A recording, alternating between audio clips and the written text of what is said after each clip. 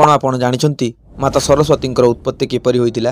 एक कथा अनुसार जेतेबेले ब्रह्मदेव एही संसार संरचना कले सेतेबेले सबुकिछि निराकार निस्तब्ध एवं अव्यवस्थित थिला।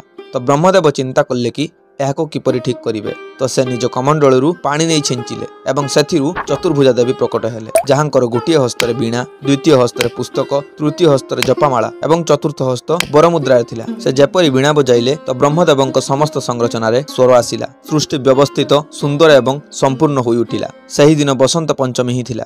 यह देखि प्रफुल्ल चित्त ब्रह्मदेव सही देवी को सरस्वती नाम देले। तो मातांको कृपारु मनुष्य को विद्या बुद्धि एवं ज्ञानर प्राप्ति होई थाए। कोन आपण जानिछंती माता सरस्वतींकर एही रहस्य संपर्क रे? तबे आसंतु जानिबा माता सरस्वतींकर केतेक अद्भुत रहस्य संपर्क रे।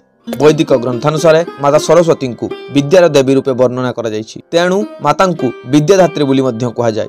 से ज्ञान संगीत विज्ञान तथा कलार प्रतीक अटंती। मातांक हस्तरे सर्वदा वीणा थाए, जहा कि संगीत बा स्वरर प्रतीक अटे। मातांक वाहन हंस ही स्वयं ज्ञान एवं विवेकर प्रतीक अटंती। एमिति भी जणा जाय कि एहा हमकु उत्तम मार्ग प्रदर्शन करिया सह सकारात्मक ज्ञान एवं विवेक आड़क अग्रसर करिथांती। मातांक द्वितीय हस्तरे पुस्तक रही थाए, तेणु मातांकु विद्याधात्री बोली मध्य कहा जाय। जदि वीडियो भल लगी वीडियो को लाइक करी चैनल को सब्सक्राइब करिया सह कमेंट रे जय मां सरस्वती निश्चय लिखंतु।